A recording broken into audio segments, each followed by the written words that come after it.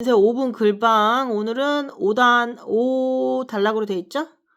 이 글의 종류하고 뭐에 대한 얘기인지 얘기해 보세요. 설명문 갖고 라곰에 대한 관한 이야기입니다. 라곰이 뭔데요? 알맞은 적당한 뜻을 갖고 있어요. 어느 나라 말이에요? 스웨덴어. 그래서 알맞은 적당한을 어떻게 하자고? 그러니까 서로를 절제하고 타인을 배려하는 삶을 살자. 어떤 서로를 절제한다는 거야? 나 자신을 절제하고. 나 자신의 어떤 균형을 잡자고?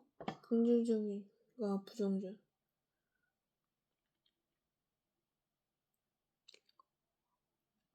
어떻게 하라고요? 긍정적인 것과 부정적인 감정과 균형을 이루도록 노력해야 한다. 왜 그래야 되는데요?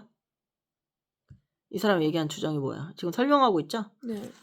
라곰에 대해서 설명하면서 왜 긍정적인 거랑 부정적인 거랑 균형을 가져야 돼요? 부정적인 건 없애고 긍정적인 것만 가지고 있으면 되는 거 아니었어요? 이 사람의 생각은 뭐야?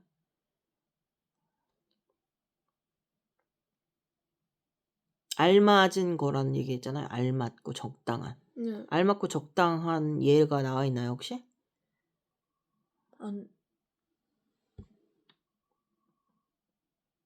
라곰이라는 단어가 있다. 그러니까 우리가 라곰이 되자 이렇게 얘기하진 않았을 거 아니에요. 네. 라곰에 대해서 어떻게 설명하고 있어요? 그러니까 라곰의 뜻 나와 있고 그다음에 우리 삶에도 적용을 해야 된다고 나와 있어요.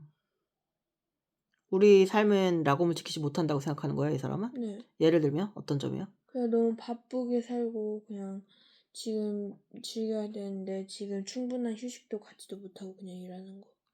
거기에 대해서 좋은 현상이 아니다. 네. 적당이라는 말이 두 가지가 있거든요. 하나는 딱 알맞은, 어디에도 치우치지 않는, 뭐 이성과 감성, 그다음에 휴식과 일, 그다음에 낮과 밤 이런 식으로 균형과 안정을 가지고 있는 그런 적당함이 있고, 적당히 해라는 말은 그냥 더 할 수 있는데 거기까지만 해라는 의미도 있어요. 그래서 한국어에서는 약간 적당이라는 게 적당히 여기까지만 하자 하고 100을 불태우지 않을 때 쓰는 말이기도 하거든요. 그래서 좀 부정적인 뉘앙스가 좀 있기도 하죠. 알맞은은 딱 맞지만 적당한 것은 좀 이상하게 사람들이 사용할 수도 있죠. 그러면 마에서 지금 다 설명하는 글인데 왜 주장을 하고 있어요, 갑자기? 마에서? 근데 원래 음. 설명문이나 논설문이나 설명하는 게 나오고 그다음에 주장도 나오니까. 그럼 설명문하고 주장하는 글하고 어떻게 구별해요? 논설문과 설명문을 어떻게 양 따라 구별하지? 다르겠죠.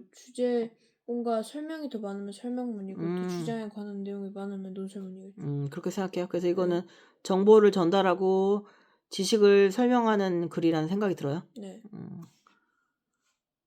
그럼 어떤 설명 방법을 써서 얘기하고 있어요?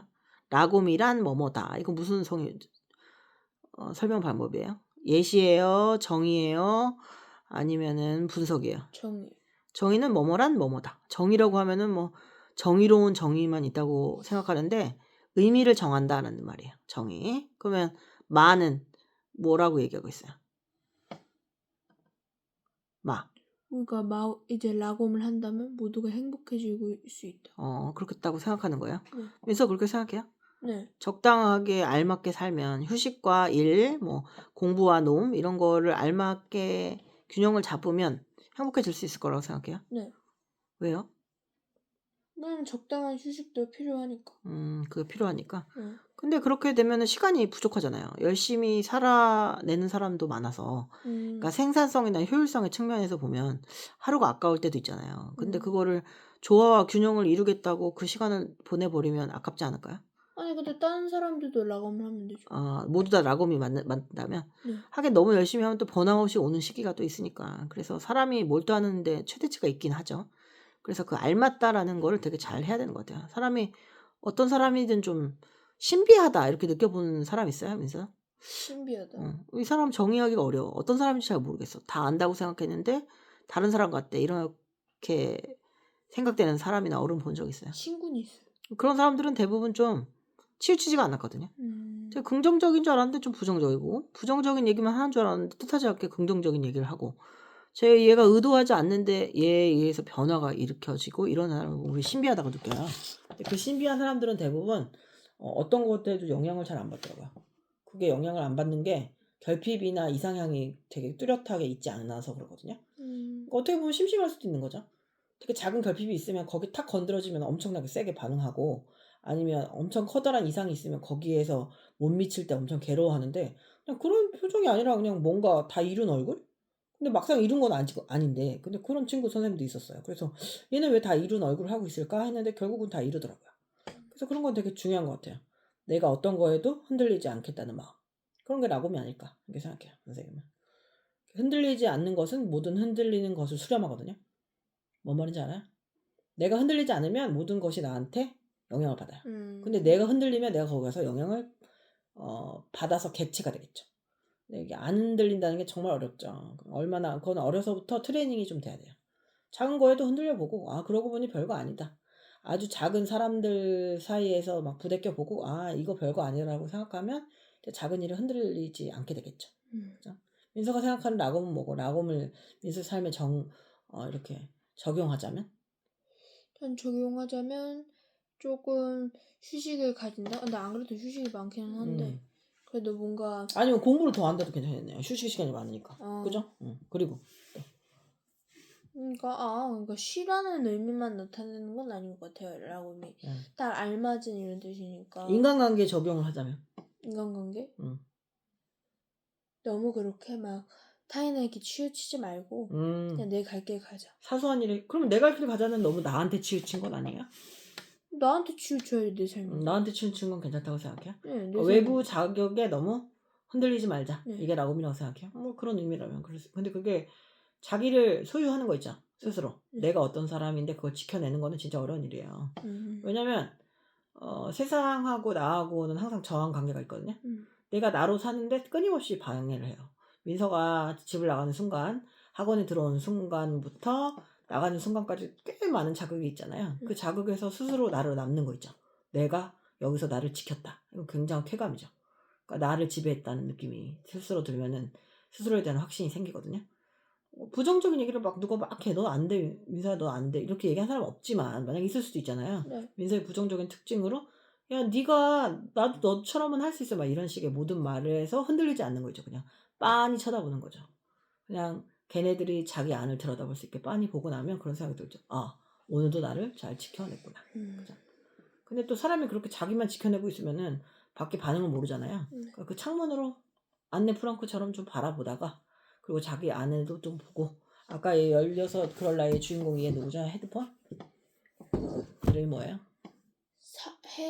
혜진. 혜진이처럼 뭐 자기 탐구도 해보고 세상으로 밖으로 나와보고 그게 그 50대 50. 그 광장 속에서도 밀실 속에서도 행복한 게 최고인 것 같아.